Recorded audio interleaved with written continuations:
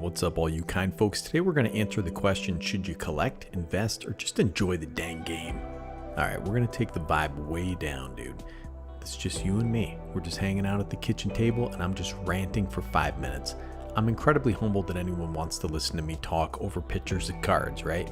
I do this because I always need to have some project going. I like this stuff. I've been in bands, I've done Warhammer 40K and stuff like that. I've dabbled in graphic design, Photoshop. I've done websites for people, all that kind of stuff. This is all side stuff, I have a regular job. I gotta pay a mortgage and I gotta pay child support on like 14 children of Corlos, brother. What can I say? Now, throughout doing all this stuff and all these years, I've been a collector of vintage cardboard, man.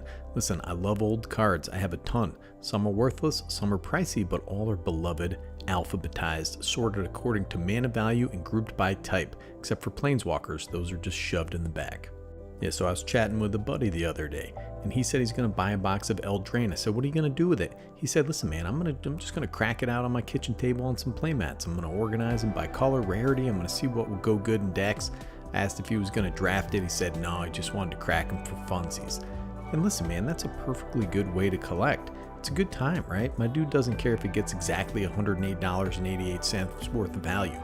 He wants to play. He wants to make decks. I've done this before. I've cracked open boxes. It's kind of awesome to see what you open and exercise your mind as to how you can break those cards or use them for your preferred strategy. Now, over the past few years, we've had this other side of collecting, right? We've had the evil investor, the MTG finance crew. There's a whole Reddit dedicated to trying to make money on cardboard, and there are even shysters out there who want to charge a premium for the privilege of being able to buy from them at their exclusive location.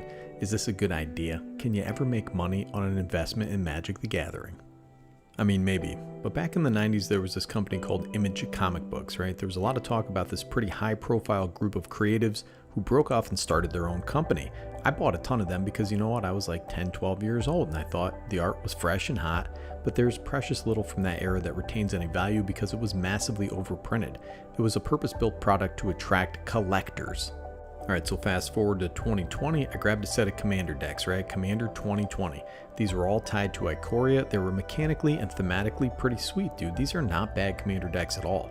They also had the free if you control your Commander spells like Fierce Guardianship and Deflecting Swat. So these gotta be pretty good investments, right? Well, not really. They were up to about $75 a year ago, but now the most expensive is the one with Deflecting Swat. It's like 70 bucks. But the price on Timeless Wisdom can be had for $44 right now, dude. The price just tanked because of Wizards' current reprint policy. What can be printed will be reprinted. And your expensive box of Darksteel is going to tank when all the cards therein are reprinted in Darksteel Remastered 2024. That's just what life is right now, you know what I mean? Everything is burning down as far as investments go. So what about the reserve list, you say? Well, that's kind of a different story, I think. It seems reasonable to park a couple $100 in reserve list playables. Take Treachery, for example, right? You can get a heavy play version for $25 or a light play or near mint for $40 and on up the chain. The thing about cards like this is that they slot right into Commander decks. There are a bunch of cards like this on the reserve list. Is this what you want to do with your child's college fund? No, man, come on, don't do that. This is just kind of fun money, you know what I mean? You do an extra shift at work, you have an extra $100, buy a reserve list playable if you want to. Never bet what you can't afford to lose. Yeah, man, that's the thing about Magic the Gathering cards is that they've got utility within the game. You can play a game with them with your buddies, dude, in your house. You're in there eating disgusting pasta dishes. You got pasta flashing all over the place onto your buddy's chin. That's the fun part, right? You can use those reserve list playables to beat up your bros. Alright, so let's rewind for a second. I have this set of Commander 2020 decks, right? 5 Ikoria themed Commander decks in the box, just chilling there. The bad news is that I may have lost money on that investment, sadly. On paper anyways, it's pretty nebulous that a sealed Commander deck translates to actual money anyways.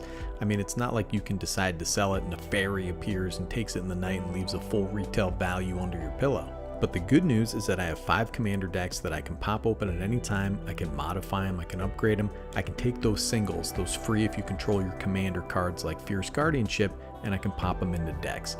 That's the Hyena way, I think. Just enjoy playing the game and tweaking and building decks. That's the way a better Commander, dude, the path of the Hyena. Man, I remember when I bought those decks, I was like Bilbo Baggins. I said, why shouldn't I? Why shouldn't I keep it? That's just the collector in me, man. Sometimes you have something just to have it. If in the future it can pay for an upgrade on the microchips in my future progeny's brainstem that allows them to communicate with the cyborg aliens, then that's a real boon for my children. But if not, dude, they can just throw them out. Alright, and then there's the speculators, right? People who look at spoilers on a new set and decide that an uncommon is going to skyrocket, so they buy 50 copies, right? More often than not, you just end up with a pile of worthless cards. This investment tactic is even riskier in this weird time where values are kind of bottomed out due to Wizards' dubious business practices. Listen, man, you know what I do? I spot a card like Hoarding Broodlord or Karlach, Fury of Avernus, and I pick up a couple copies for decks and future decks. If it pans out, great. If not, then I have that fantastic effect for my commander decks. And if you've watched my channel for any appreciable amount of time, it's been on for like a year, dude. I've been a proponent of sniping reprints for a long time, watching stuff like Perforos and Training Grounds, cards just begging for a reprint and picking them up just to have them in my collection or to slot in the decks, but only when they reach their individual threshold of affordability. That's better commander, dude. You know what, man? I saw this Perforos for $7 and I was like, I'll take a Perforos for $7. Heck yeah. Long story short, be a hyena, don't be a whale. Anyways, man, I took a long jog today and wanted to do a short video just to say hi to all you animals out there. I'm glad people are enjoying this hobby with me out there in the cybersphere. You know, I feel like we're all in the swirling chaos together, so take care of each other. This is the Chief Hyena, Nicky G, signing off.